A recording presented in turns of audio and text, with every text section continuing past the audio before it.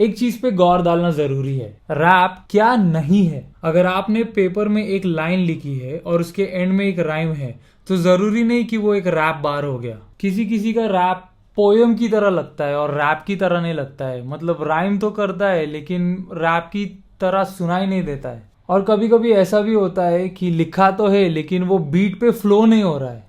वो लोग कुछ राइमिंग लिखने की कोशिश करते हैं लेकिन वो रैप की तरह सुनाई नहीं देता है, रैप की तरह लगता नहीं है। क्योंकि एक रैपर का कुछ बोलने का एक अंदाज होता है, एक स्टाइल होता है, एक तरीका होता है। वो अंदाज आएगा हिप हॉप के नॉलेज से। काफी सारे डिफरेंट आर्टिस्ट को सुन के, काफी सारे अलग अलग हिप हॉप सॉन्ग्स को कंज्यूम करने के बाद आपको एक बात समझने आएगी, it is not about how fast you can rap, it is not about how many different styles you can rap in, it's not about what you rap about.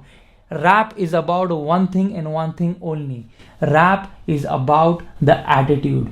Rhythm and attitude. ये हर एक wrapper के दो हथियार होते हैं, इनके बिना आप रैप कर ही नहीं सकते।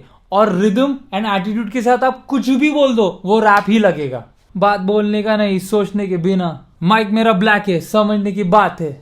रूम में मैं बैठा हूं, पहना मैंने व्हाइट है। जब आपका सेंस ऑफ रिदम या सेंस ऑफ ताल डेवलप हो जाएगा तो आपको प्रॉब्लम ही नहीं होगी बीट पे ऑफ बीट हो जाने की, या ज्यादा वर्ड्स कम वर्ड्स यूज करने की, या कौन सा वर्ड यूज करूं लिखने के टाइम। ये सब चीजों की आपको प्रॉब्लम ही नहीं होगी क्योंकि रिदम के हिसाब से आप वर्ड लिखोगे और जो आप लिखोगे उसमें ऑटोमेटिकली म्यूजिक आएगा।